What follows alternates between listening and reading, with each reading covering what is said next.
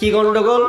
যার 62 ওই সন ওগুলো আগের যে জমি জায়গা, যে জমিগুলো রেকর্ডগুলো আছে, জমি জায়গা ঠিক আছে কিনা, কার নামে আছে, সব খরিদ করে মানে তদন্ত করে দেখা হবে কে দেশি আর কে বিদেশি। শুধু তাই নয়, আধার কার্ডের নাম ঠিক আছে কিনা, আর জন্ম সার্টিফিকেট আছে কিনা। অনেকেরই জন্ম সার্টিফিকেট নাই, 20 বছর 30 বছর আগেকার লোকের নাই, কিন্তু ওগুলোও তালাশ করবে আছে কিনা। তাহলে এগুলা কেন করবে? এবার আপনি কি করলেন, আধার কার্ডটাকে নিলেন, জন্ম সার্টিফিকেট নিলেন, বেটার নাম ভুল, আমার নাম ভুল, কোথায় যাব? তো কম্পিউটারের দোকান, মানলাম দৌড়। যখন ওই 2-4 বছর আগে বক্তা যখন ছিলাম না, তখন কিন্তু মসজিদের ইমামতি করতাম। আর সেই জায়গায় টাউন এলাকা, আজান হচ্ছে জোহর আজান, হাইয়া আলাস সালাহ, নামাজের দিকে এসো, হাইয়া আলাল ফালাহ, কামিয়াব নেবে তো, শান্তি নেবে তো, মসজিদে এসো। এরপরে দেখেন, যেদিনকে ওরা সব মুসলমান আধার কার্ড ঠিক করার জন্য লাইন দিয়েছিল, লম্বা লম্বা লাইন, সেদিনকে জোহরের আজান হয়েছিল, হাইয়া আলাস সালাহ, নামাজের দিকে এসো, হাইয়া আলাল ফালাহ, যদি অশান্তি থেকে মুক্তি পেতে চাও তো নামাজের দিকে এসো।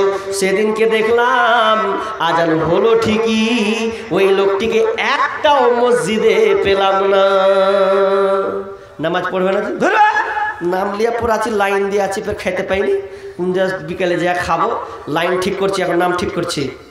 আচ্ছা নাম ঠিক করো, নামাজটা তো ধরো, ফের লাগাও। তার মানে ও মোদি চাচাকে যত ভয় করে, আল্লাহকে ভয় করে না। মোদি চাচাকেও যতটা ভয় করেছে যে আমাকে বাংলাদেশে ধরবে, জেলখানাতে ভরবে, বেটার মুখে দেখতে পাবো না, মুখ তোমার খাইতে দিবে না, লম্বা লম্বা করে ধরে রাখবে, তো ওই ভয়ে ও এগুলোর নাম ঠিক করছে। কিন্তু আমার আল্লাহ বলছেন কি, আল্লাযী আত'আমাহুম মিন জু' ওয়া আমানাহুম মিন খাউফ। আল্লাহ বলছেন মসজিদে আয়, ভয় ভীতি নিয়ে মসজিদে ঢুকে যা, আমি আল্লাহ বাকি দায়িত্ব আমি আল্লাহ দেখে নিব রে, আমি আল্লাহ বাকি দায়িত্ব দেখে নিব। তার মানে আমরা আল্লাহকে ছেড়েছি, আল্লাহকে পাইয়া বিশ্ব বিজয়ী ছিল একদিন যারা, আল্লাহকে হারায় লাঞ্ছিত মুসলিম আজ তারা, লাঞ্ছিত মুসলিম আজ তারা।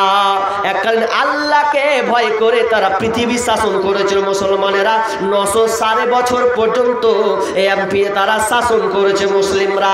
কিন্তু আজকে বর্তমানের মুসলমান মসজিদকে আমরা ছেড়ে দিয়েছে।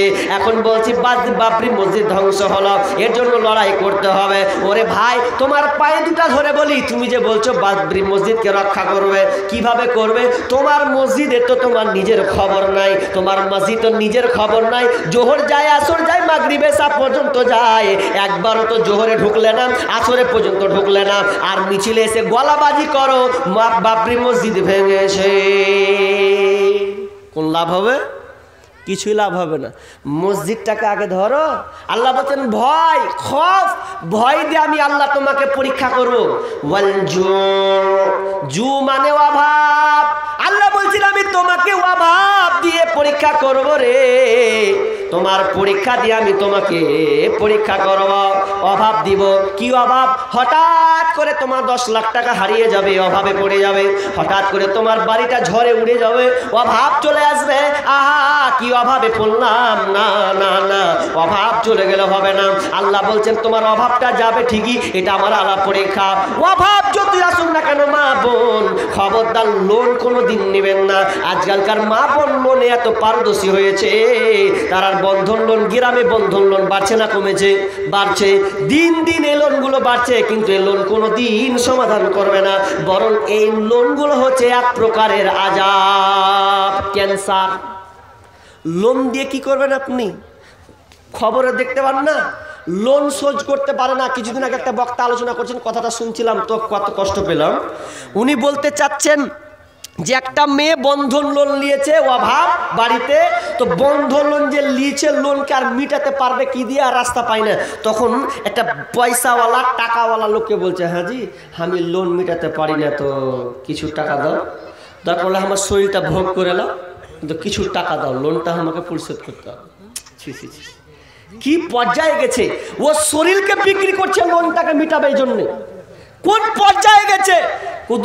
এক বছর আগে দেখলেন একটা মেয়ের কানের নাকের খুলে নিল, মেয়েটাকে চালিয়ে দিল পুকুরে চালিয়ে দিলে। কেন? তো লোন কেউ মিটাবে এই জন্যে। কোন দিকে সমাজ গেছে দেখেন, একবার ভেবেছেন? কত মারাত্মক ক্যান্সার। আল্লাহ বলছেন, ওরে আমি তোমাকে অভাব দিয়ে পরীক্ষা করব, খবরদার হারামে যাবি না, সুদে যাবি না, লোন বন্ধনে খাটবি না, ধৈর্য ধর। একটা লোক দেখেন পরীক্ষা, এমন একটা ঘটনা বলছি, সত্য মিথ্যা জানি না। একটা বক্তা বলছিলেন, কি বলছেন, একটা লোক নামাজ পড়তো 5 ওয়াক্ত, আল্লাহু আকবার, প্রতিদিন নামাজ পড়তো, 5-6 দিন থেকে আর নামাজ পড়তে দেখা যায় না ওকে। তো লোক বলছে, হ্যাঁ রে আব্দুল সাত্তারকে কি ব্যাপার, মসজিদে আসতে দেখি না কেন, কি হয়েছে? আব্দুল সাত্তার মসজিদে আসে না, ব্যাপারটা তো খারাপ। তো ওকে দেখি গিয়া কিসের লেগে আসে না। একদিন দেখা যায়, চাচা কি আপার মসজিদে যান না যে? তো বলছে, বকিস না কেন, কি হয়েছে কহ, নামাজ কেন পড়তে আসো না? বলছে, কানাকে ডাকা কি করবো? ভাষাটা দেখেন, বলছে কানাকে ডেকে কি করব, মানে ও আল্লাহকেও কানা কইতে চাইছে। তখন বলছে, কেনে কথাটা কইলেন একটু খুলে বলেন তো, কানা তো রহস্য আছে। তখন বলছে, আমার একটা বেটা একটা বেটি, বেটা ছিল পালোয়ান খাটনিহার, বিদেশ যেত, 15,000 20,000 করে টাকা নিয়ে আসতো, ও ইনকাম করে নিয়ে আসতো, আমি কিছু করতাম, সংসার চলতো। আর বেটিকে আল্লাহ দিয়েছিল অসুস্থ, এমন অসুস্থ যে প্রতিদিন সব আপনার কি নাম সপ্তাহ 10 দিন পর পর ডাক্তার দেখাতে হয়, মারাত্মক রোগ। কি করি কোনো কায়দা নাই।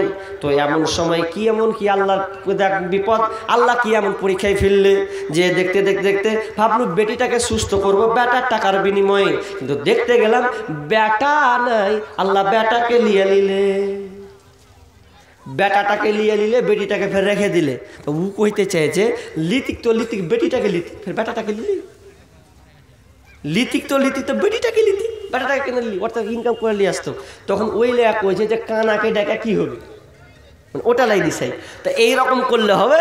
অনেক মা আছে দেখবেন, ধান যদি মেলে আর যদি ঝড় উঠে যায়, বলছে লেয়ারের কেউ আর টাইম পেলে না, ঝড়খানটা দেওয়া, আর 10 মিনিট পর দিতি, তুলে নিতু। তারপর মেয়েরা কত রকম যে কহে, আল্লাহর কাম নেই, ফাটাম করে বৃষ্টি দিয়ে দিলে দেখতে পাই না, আল্লাহ কানা হয়ে গেছে।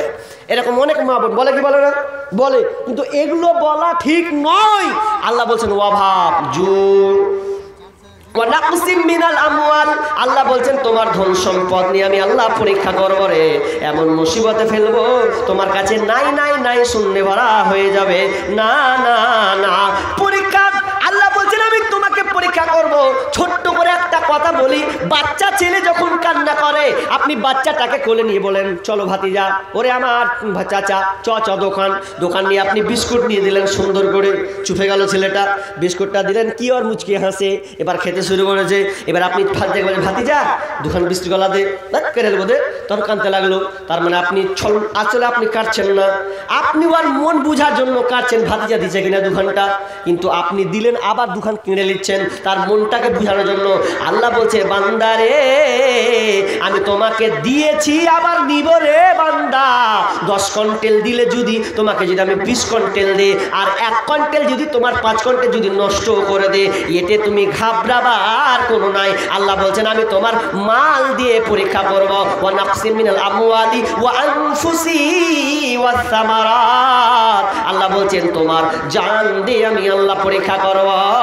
কখনো তোমার বেটিকে নিব, কখন তোমার বেটাকে মেরে দেবো, কখন তোমার আব্বাকে মেরে দেবো, তোর মাকে মেরে দেবো, তোর আদরের কন্যাকে আমি মেরে দেবো। আল্লাহ বলছে তোমার জানটাকে মেরে দেবো, কিন্তু না, খবরদার যে আল্লাহ খবরদার হতাশ হবি না যদি তোর সন্তানটা চলে যায়। আল্লাহ বলছেন তো একটা কথা বল, যদি তুই থামতে না পারবি রে, একটা শব্দ বলবি, একটা সেন্টেন্স বলবি, ইন্না লিল্লাহি ওয়া ইন্না ইলাইহি রাজিউন।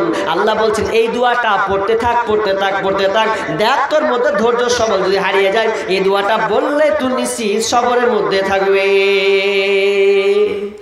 বেটা যদি নিয়ে নেয় আল্লাহ কি করবেন? কিছু করার আছে? আল্লাহর তো জিনিস, আল্লাহ দিয়েছে, আল্লাহ নিয়েছে, আল্লাহ শুধু মাধ্যম করে দিয়েছে, কিন্তু অ্যাকচুয়ালি আল্লাহর জিনিস। আবু মুসা আশআরী রাদিয়াল্লাহু তাআলা আনহু তিনি বর্ণনা করছেন যে কারো যদি সন্তান মারা যায়, সন্তান, যে ছেলেটাকে আপনি কত যে ভালোবাসেন, আল্লাহ খুবই ভালোবাসেন, এখন আল্লাহ ফেরেশতাকে বলে, ফেরেশতা তুমি কাকে কেড়েছো? তার বুকের ধনকে কেড়ে নিয়েছো? বলছে হ্যাঁ, তার বুকের মালিক, তার ধনকে কেড়ে নেওয়া হয়েছে। তার ভালো এক সন্তান যার মহব্বত তাকে তুমি কেড়ে নিয়েছো, বলছে হ্যাঁ ওকে কেড়ে নেওয়া হয়েছে।